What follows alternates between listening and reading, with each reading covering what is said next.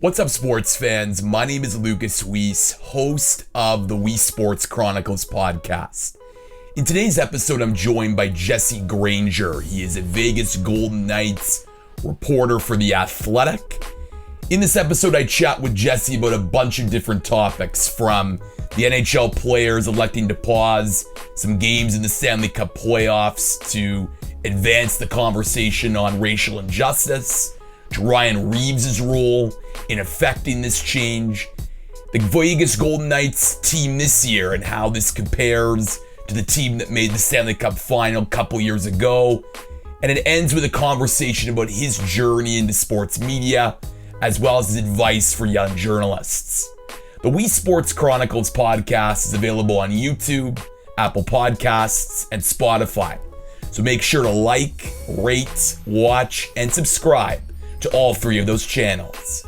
Now let's get to episode 67 with Jesse Granger on the Weesports Chronicles Podcast. All right, on today's episode of the Weesports Chronicles, I am joined by Jesse Granger. He is a Vegas Golden Knights writer for The Athletic. Jesse, welcome to the podcast. Yeah, thanks for having me. Well, listen, we're going to talk obviously about Vegas Golden Knights and your career, of course, in sports media, but obviously an unprecedented couple of days in the NHL as we're recording this. The NHL, of course, players elected not to play yesterday, Thursday, and today, Friday, in the light of the Jacob Blake shooting in Kenosha, Wisconsin. Jesse, for you, I mean, I'm sure you were on that Zoom call yesterday with the Western Conference players, seeing several of them, including, of course, Nazem Kadri and Ryan Reaves, Vegas Golden Knights player. Or just your thoughts on just trying to report and navigate through this time? Because, of course, the NHL on Wednesday was a bit delayed, but then it seemed like they were moving in the right direction on Thursday. Yeah, and Pierre-Edouard Bellemare on the Avalanche, he kind of talked about what it felt like playing Wednesday night when all the other sports leagues shut down, and he talked about how fast everything just happened, and I think a lot of people jumped on them and blamed them a lot for playing those games when these guys are in a bubble and are separated from their families, and they're in a, like, I think people need to put themselves in their shoes a little bit more and realize the pressure that they're under, and not only for those games that night, but then that press conference that morning. And, like, to me, my takeaway was, I don't want to get too into everything those guys talked about, but to me, my biggest takeaway was it sounded like Ryan Reaves was sitting in his hotel room the night before, worried, and he kind of felt alone. I feel like I got the feeling, and he wasn't sure what was going to happen. He mentioned, am I going to walk out on my team? Am I going to have one guy go with me? Am I going to have a couple guys go with me? And then he wakes up and he's got a text from Kevin Shattenkirk, who's in the Eastern bubble for the Lightning. And he's saying, hey, I've got some guys on the East that want to talk about this. We want to talk about not playing. Then he gets a text from Bo Horvat, the captain of the team he's playing against in the playoffs. And I feel like, to me, Ryan Reaves feels a lot more connected and a lot more backed by his NHL teammates and opponents than he did 2 days ago. And even if that's all this solves, even if all this solves is just the NHL players, the minority NHL players feel more included because of this, then I think it was worth it. Absolutely. And I think you make a very good point. I mean, I think we're so in 2020 quick to judge, everyone if they're not, right there to make a response or whatnot. But I think making the point about being in the bubble is a very good one. And as your colleague for The Athletic, Pierre LeBrun, reported yesterday, over 100 players spoke with Matt Dumba and Vander Kane with the Hockey Diversity Alliance. And I just think it's so important, I think, to that point, to have those white hockey players like a Kevin Shattenkirk showing their support for Ryan Reaves and black players right now in the NHL, especially in these times where the conversations surrounding systemic racism need to keep continuing, and especially in hockey. Yeah, like, and Reaves said it. He was like, I thought the most impactful thing that happened today was the fact that the white players reached out to me to get these conversations started. I didn't have to be the one to initiate everything, which has kind of been the case so far in sports. It's been the black athletes having to do all this other stuff. And we've seen plenty of support from white athletes, but they just don't seem to be the ones initiating it. So it seems like that's changing. And for you, Jesse, because I'm always curious as a reporter, you're covering the team, and so many of your athletic colleagues are as well right now. And how do you approach something like this? Because this has obviously been, it's unprecedented. Journalists, they don't run away from stories, they run towards stories. What's your approach when you're trying to paint a picture of what's going on, as well as shed some light on the conversations, and now, of course, try to then go back to reporting on the hockey team when the Stanley Cup playoffs resume, assuming on Saturday? They just released the schedule Saturday. Yeah, I mean, it's tough. I was writing the news story yesterday, so that's a little easier. Ryan Clark got the duties for writing the column, and that's obviously a lot, especially with subject matter that's as controversial as this. And it shouldn't be controversial, but it is. If you look at the comments section, of course, it most definitely is. And I go when I'm writing the news angle of it. I mean, I just try to write everything, the most important things I saw in the presser, and I wanted to, when I write that story, I felt like it was necessary to mention the backlash that they faced for playing on Wednesday. And I mentioned all the other leagues that shut down, and then you give the explanation that Bellemare, and I thought Bellemare's explanation was good. So to me, it was try to cover all the bases, try to hit it from every angle that someone reading it is going to want to see it from, and also stick to the quotes these guys gave and the facts that I've been given. And that's pretty much what I try to do on stories like that. Definitely not as easy as the hockey writing.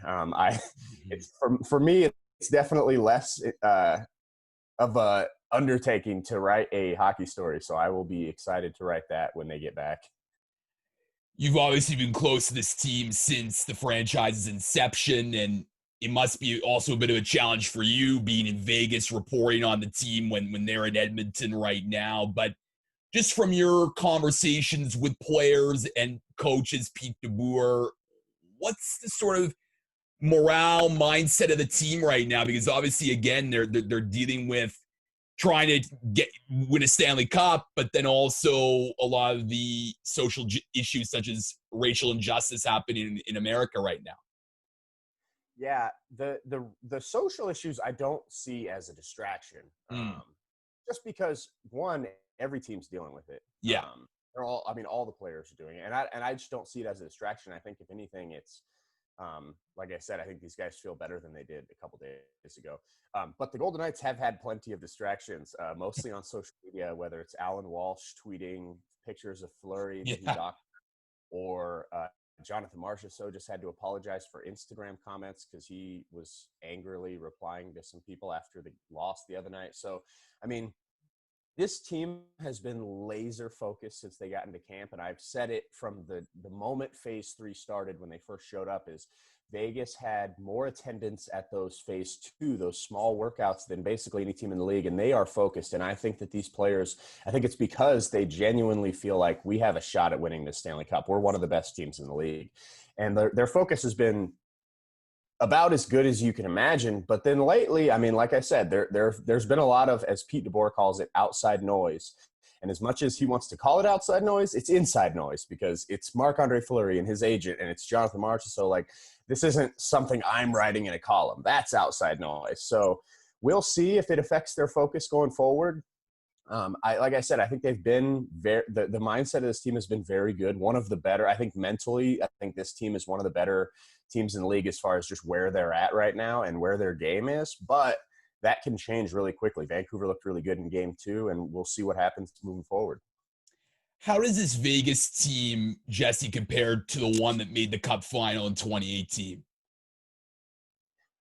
Very different. Like, it's shocking how much turnover there's been on this team when you consider that they haven't really lost. Like, there's turnover in sports. That's how pro sports works. But it's usually after you go through struggles that you turn the roster and turn the coaching staff over. But I mean, they haven't really lost much here. They had that controversial loss in San Jose, and like most people felt that they should have won that game if they hadn't got that major penalty. So it's obviously a different coach running the show, and Pete DeBoer is a lot different than Gerard Gallant. Gerard Gallant let this team, it was a lot more freewheeling. It was transition hockey. There's not as much structure to it, where he wants his players to feel the game and make decisions as he sees things happening on the ice. And this team, because of that, they used to be a lot looser defensively and they'd give up more chances, but they also were a lot more creative in transition. Now, under Pete DeBoer, he's implemented a much more structured team, and I think that's part of the reason that they've been more consistent lately. But they're also more of a half-court style offense. They like to get the puck into the offensive zone, cycle it around, possess the puck. I mean, they possess the puck better than any team in hockey. And then you look at, I mean, the guy who was backstopping them for the first 3 years is now on the bench. Robin Leonard's a completely different style goalie. There might not be two goalies in the league who are more different from each other than Robin Leonard and Marc-Andre Fleury when it comes to just goaltending style. And Leonard's been very good for them. That first team didn't have Pacioretty, Stone, Chandler Stevenson, any of these guys. So it's, I mean, two completely different teams. I think this team is much more talented. If you just look at them on the board, they're a more talented team. But that first year team, I always tell people they were so confident. I don't ever remember a sports team that was so sure everything would go right. And they had no reason to not believe that because everything did go right all year long. Like nothing could go wrong for that team. So they just had, I always say, like maybe that team wasn't as talented as this team that won the cup or this team that did this, but I've never seen a team that was so sure of itself going into every game. And I think that's why they made it as far as they did. Yeah, and like still, I think it remains probably the best first-year franchise team, you know, in the history of sports. I mean, unless the Seattle Kraken do something, but who knows about that? But I mean, I think with this Golden Knights team this year, from what I've watched thus far in the Stanley Cup playoffs, Jesse, is they just have a swagger. Like I think when you look at the Vancouver series and in Game 1, Ryan Reaves talking trash to some of the Vancouver players, and it's. Look, this is a team that, you know, teams don't want to face. And I think it's quite amazing what Pete DeBoer has been able to do with coming into a role where Gerard Gallant had a winning record when he got fired. And Vegas is still able to, I think, be one of the favorites to win the Stanley Cup.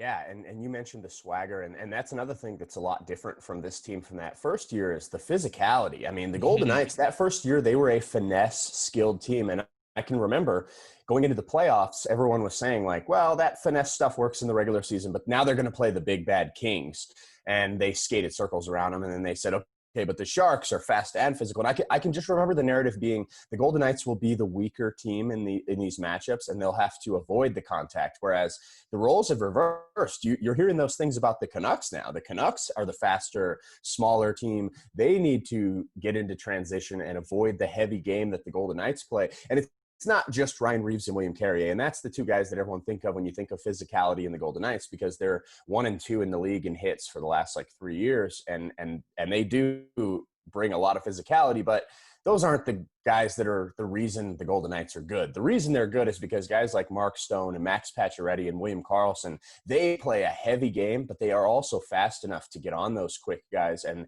they are really punishing teams. And I think the route to victory against the Canucks for this team is to continue doing what they did in Game 1, and that is take the time and space away from the players like Quinn Hughes and Elias Pettersson, get your body on them and just really rough them up, because Quinn Hughes is a fantastic player and he's so dynamic. But if he's panicked and worried about the next hit that's coming and he doesn't have time and space to look for those big time stretch passes, he's going to make errors, because any young offensive minded defenseman like that, that's what they do. They go for the big play. And to me, it's strange how the roles have almost gone completely opposite just in 2 years, where the Golden Knights are now the big team looking to play heavy. Who do you think is an X factor on Vegas to beat the Vancouver Canucks? Because to me, when I look at this matchup, it's going to be close, and I would give Vegas the slight edge, but certainly don't count out the Vancouver Canucks, who've certainly surprised in this year's playoffs. Yeah, well, if you say X factor, I have to bring up Alex Tuch, because it's kind of like an ongoing joke with like Max Pacioretty the other day at the press conference. He and Alex Tuch and Mark Stone are all sitting up at the podium, and like Pacioretty referred to Tuch as the X factor, and then all three of them just immediately started laughing. So that's us in the media in Vegas, we've called Alex Tuch the X factor of this team for a while now. So now his teammates are starting to like poke fun at him for it. So I got to bring up Tuch, and jokes aside, he is a big time factor factor for this team because he's a talented player who belongs in the top six, but he doesn't. This Golden Knights forward group is so deep that he plays on that third line, and it's a mismatch because he gets out there against most teams' third liners, and they just physically have nothing for him. He's so big, and he's the fastest skater on the team. At 6'4", 220, he's the biggest, one of the biggest guys on the team, but he is the fastest skater on the Golden Knights, and it's given Vancouver problems. It gave Chicago problems in that first round. And when he's going, not only do you have that top line of Carlson, Stone, and Pacioretty, which is one of the best in the league, then you've got that Stastny, Marchessault, Riley Smith line that's on fire right now. And you've got Alex Tuch on that third line to deal with. It just makes it makes the opposing defense's life a living hell when Alex Tuch is rolling. So I'd say him, and then outside of him, I'd say goaltending. I think if the Canucks are going to win this series, Jacob Markstrom has to significantly outplay the Golden Knights goalie, whether it's Robin Lehner or Marc-Andre Fleury. So if Lehner or Fleury, whichever one is in net, if they can match Jacob Markstrom, the Golden Knights are going to win this series to me. I think the only way they don't is if Markstrom outplays their goalies. So to me, the X factor is the goaltending. Well, it's going to be a fantastic series. And certainly, up in Canada where I'm from, I know the Toronto Maple Leafs are out, but I mean, there's this discussion about Vancouver being Canada's team and whatnot. So it should be very interesting to see what happens there. But shifting gears a bit, Jesse, and talking about your sports media career, you're a proud UNLV alum. And I'm just sort of curious because for me, growing up for me, Vegas was always, okay, it's, Sin City casinos, all that stuff. But for sports, it has now become quite a hotbed now for sports thanks to the Golden Knights and the Las Vegas Raiders. So what was it like for you growing up in Vegas sports-wise, and how did you sort of get into sports media? Yeah, so I actually grew up in Colorado Springs. Okay. Right by the Olympic training facility in Colorado Springs, kind of by the Air Force. And I played hockey my whole life since I was like 4 now. Been playing, and then I actually moved out to Vegas with my dad when I was still in high school. So I finished the very end of my high school career out here in Vegas. Went to UNLV, obviously, and was covering sports out of college. And the sports landscape in Vegas, it's unbelievable how much it's changed. And like you mentioned, the Raiders and the Golden Knights, and those are the two big ones. But it's a lot more than that because this city now has the Lights FC, which is a USL team, so the league right below the MLS. That didn't exist 3 years ago. They've also got the WNBA, the Las Vegas Aces play at Mandalay Bay now. They've got they've had a AAA baseball team for a while, but they moved them to Summerlin, got a brand new stadium a year and a half, 2 years ago. So that's a big thing now, the Las Vegas Aviators. And then you've also got the AHL coming now. So the Henderson Silver Knights will be here whenever the AHL season starts. And it is crazy how this city went from basically being UNLV, football and basketball, the college football and basketball team, and boxing and UFC was the main thing. And like that's mostly what I covered before. When I first got out of college, before the Golden Knights existed, I was mostly covering high school football and boxing and UFC. And you go from that to now they're an NBA team away from being every major city in North America when it comes to pro sports. So it's pretty crazy. I had very fortunate timing just being a sports journalist coming out of college right when all this happened. And I think I've taken advantage of it a little bit, but it's been great. I mean, it's fun to see Vegas have something that represents it other than the Strip. Absolutely. And you mentioned something about playing hockey since you've been 4. And look, I've interviewed many Canadians on the show, of course, and hockey up here, it's a culture, it's part of our identity. But I'm always curious to hear what the hockey experience is like in America, where it's still growing and certainly not as permeated into the culture like it is here in Canada. So just curious about your experiences playing hockey in the States. Yeah. So in Colorado Springs, hockey is pretty big. I mean, it's like the Olympic, like I said, I was real close to the Olympic training facility, and The Colorado Avalanche are big in Colorado, obviously. And then I also lived right by Colorado College, the CC Tigers. They used to be a powerhouse. Back when I lived there, it was like them and Denver playing in the Frozen Four every year. They're not as good anymore, but hockey was big there. And growing up, my parents didn't have the money for me to play ice hockey like competitively, like travel, but I did play roller hockey competitively. So I played both. I grew up playing both. I actually started playing just street hockey with my buddies. And that graduated to roller, to ice. And I played roller really competitively all the way up until about high school on travel teams and stuff. And then I moved out to Vegas when I was 17 and I stopped playing hockey entirely. I came out to Vegas and football was a lot more popular than hockey was. So I played football my senior year at high school, not nearly as good at football as I was at hockey. So that didn't really work. I was the backup quarterback on my high school football team. So that didn't really work out. And then I went like 6 years out here in Vegas without touching a hockey stick, without putting any type of skates on. And then when there was news that Vegas was getting a hockey team, I was working at the Las Vegas Sun at the time, and I was one of the only people in the newsroom that knew much about the sport. So they were like, I was like the new guy in the newsroom. So I definitely wasn't the next guy up for a pro sports beat. But because I was the hockey guy, they let me run with it. And as I started getting around the hockey, before the team even came here, just talking to like Murray Craven and guys who helped shape this organization early on, I got the itch and started playing again. So now I play just men's league, and like I play a couple travel tournaments a year, but I play hockey a ton. I was playing last night. I play men's league hockey 3-4 nights a week. And it's awesome. And always a goalie. I've been a goalie since when I was 5, I was a goalie. Now I'm a goalie. It's all I ever played was goalie. So I love it.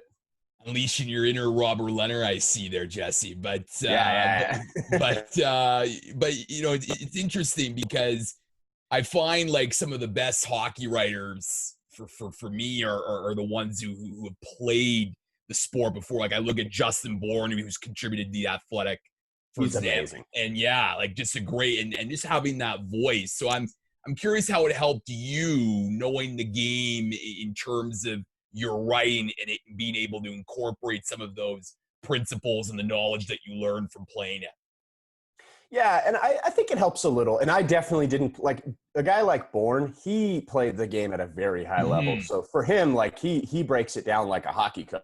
I feel like when I'm reading his articles, I'm like, man, if I could just get Pete DeBoer to write something for me, this is what it would sound like. He knows his stuff. Like that's another level. For me, I think it helps just the fact that I've been in these situations before at a much slower, lower skilled level. Like I'll see something happen on the ice, whether it's a goalie giving up a bad goal, and it's like, well, I know what that feels like. I've done that a million times. Things like that, I feel like I can relate a little bit better. Not to say that someone who doesn't play hockey can't do those same sorts of things, but I do think, and like especially goaltending. I've played goalie my whole life. I understand the techniques. And I think that position is widely undercovered and I think it's misunderstood by a lot of hockey fans, just because it's so different from the rest of hockey. It's almost like they're playing a different sport than the rest of us are. And I feel like just playing goalie my whole life, a lot of my coverage tends to focus on the goalies just because I know that position in and out. It interests me. I feel confident writing about that. When a goal is scored, I'm much more confident on whether or not the goalie did the right thing than I am whether or not the forward did the right thing, just because I know what the goalie's job is. I know the technique he's supposed to do on that shot, stuff like that. I think it does help a little bit. You mentioned how you started writing, boxing, UFC, high school football. You then, spent a few years at the Las Vegas Sun before your current role right now at The Athletic. I'm just curious, Jesse, the transition going from print to digital, was it challenging? And what are the opportunities that now at The Athletic you have in terms of your writing that you just couldn't be able to do at a newspaper like the Las Vegas Sun? Yeah. So in terms of print to digital, it really didn't make that big of a difference for me, just because the Sun is not, they do print every day, but they are not nearly as focused on the print copy. For anyone that's not in Vegas that's listening to this. So there's basically 2 newspapers in Vegas. major ones, and it's the Las Vegas Review-Journal and the Las Vegas Sun. And the Review-Journal is the much bigger paper. They have a bigger staff, and the Sun is an insert inside their they're totally different writers, different companies. They're not connected other than the fact that they are printed together and delivered together. And at the Sun, most of my focus was about the digital side. Like, we cared more about the site than we did the actual physical copy. And I feel like that's where most papers are probably going to be very soon, if they're not already there.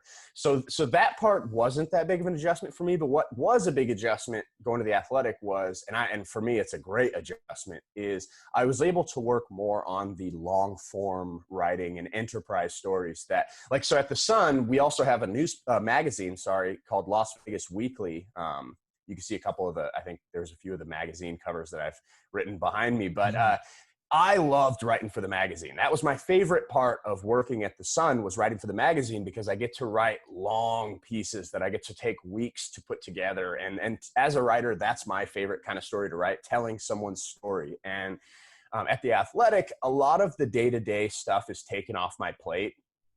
If they call an AHL guy up, or if a guy is injured and doesn't practice that day. At the Sun, I would usually have to write a whole story on that. Whereas now at the Athletic, they're like, send a tweet out and we're good. It takes up less of my time, the day-to-day minutia. Whereas at the Athletic, because of that, it takes that stuff off my plate. It gives me a lot more time to work on the big, major enterprise pieces, which, as a writer, I love it, just because that, like I said, that's my favorite type of story to write. So that's kind of where the transition's been. Yeah, I think that's what makes the Athletic so great as a subscriber. And I've had many guests on who are Athletic writers, and they just say, look, I mean, we were at a newspaper where, we're bogged down by deadline, by word count, and all this stuff. Whereas now at the Athletic, you can write pieces that go beyond the score line, beyond the outcome, and really dig deep into a feature on a player or a trend. And there's an audience for that, I think. I know a lot of younger people are more, I want the quick fix, I want the video and whatnot. But I think there is an audience for that longer stuff, because people crave to just know and dig deep into a story, into good reporting. Yeah, and you mentioned video. That's another thing that, like, at the Athletic, not only just because it's digital, but also you craft your stories a lot more at the Athletic. And without getting too far into the, like, behind the scenes, like how the actual story is put into a WordPress and like all that stuff. Like at the paper, it's a lot more, you send your copy to an editor. They have someone who's designing the newspaper. Like, so it goes through 4 different people. Whereas at the Athletic, I pretty much put my story together on the thing, pictures, videos, anything I want, and then I send it to someone who can edit it real quick and post it. So I'm able to do, like, the story I just did on Game 2, I did Film Room, breaking down how the Golden Knights gave up their 3 goals in Game 2. And I can show the video of the goal, then I can put in screenshots frame by frame to show exactly what I'm talking about. And like, that's something that you obviously can't do in a newspaper. You can't show screenshots of the game and trying to break it down that way. So it gives you, the digital platform gives you a lot more options on just the way you can cover games. It's funny when people go to your Twitter, they see on your pinned tweet, hockey will never work in Las Vegas. And of course, a video of the crowd when they made the Stanley Cup Final in 2018, back when crowds were a thing, breaking news.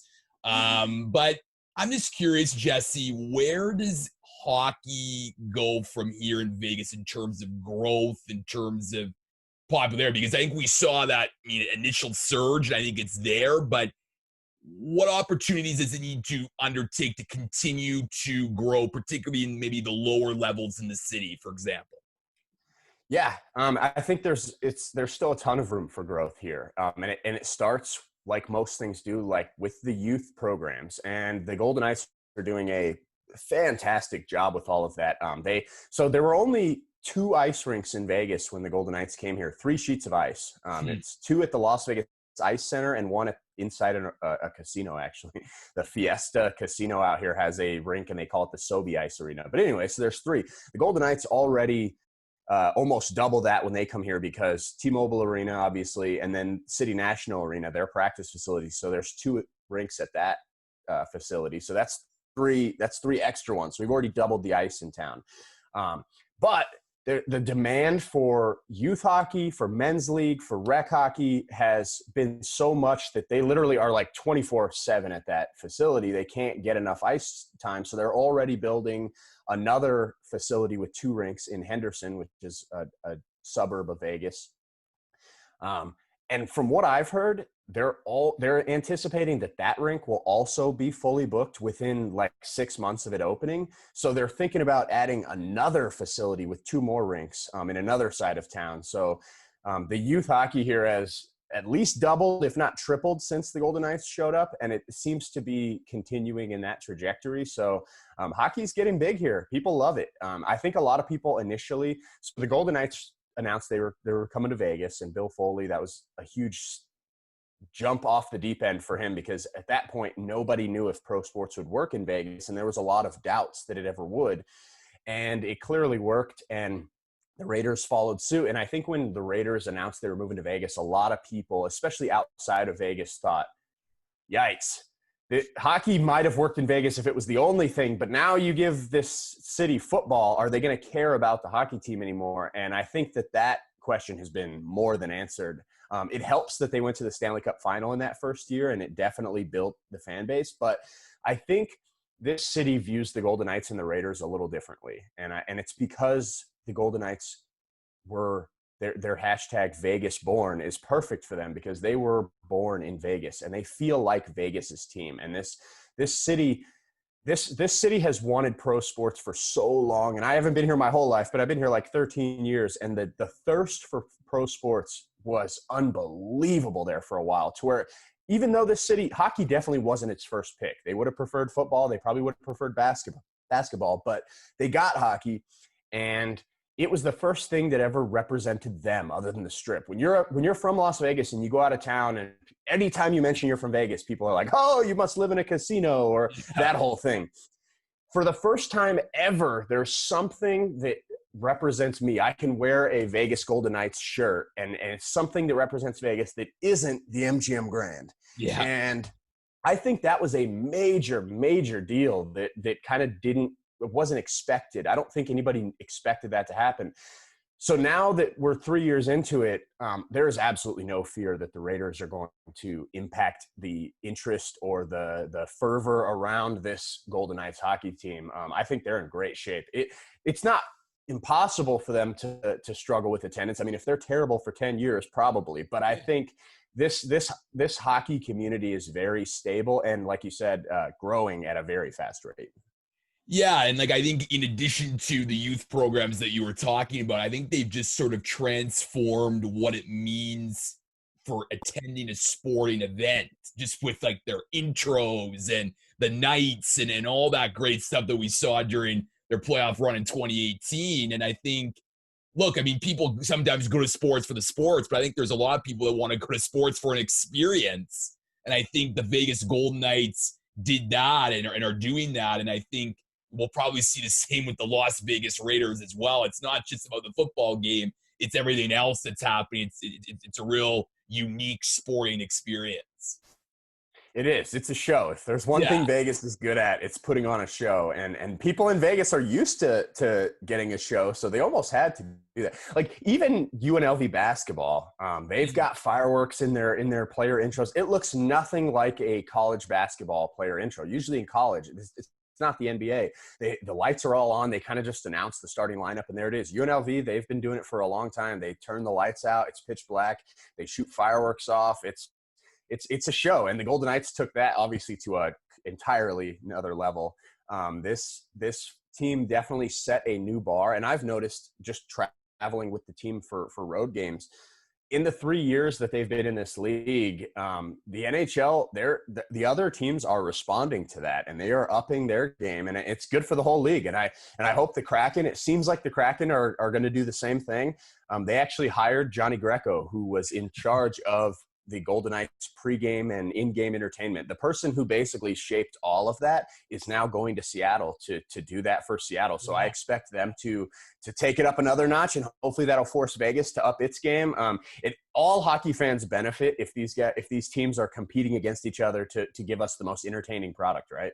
Yeah, but Jesse, like you must go to Scotiabank Arena in Toronto. It's like, what the heck is this? Like, You know what though? I think each arena, like everyone can't be Vegas. Like if I went to Toronto and they had this corny ass show, the way and like it is corny, but Vegas is corny. That's like yeah, you go to Vegas and everything's over the top and it's ridiculous and it's supposed to be ridiculous. I think if they were doing that in like Montreal, it just wouldn't feel right. So no, I do think each arena has its own thing. And like I love going to Canada because people care about hockey so much up there. And like that's like not just in the arenas, but you go to a bar and it's nothing but hockey on all the TVs. Whereas here, you got to ask the bartender to get the game on if you want to watch hockey.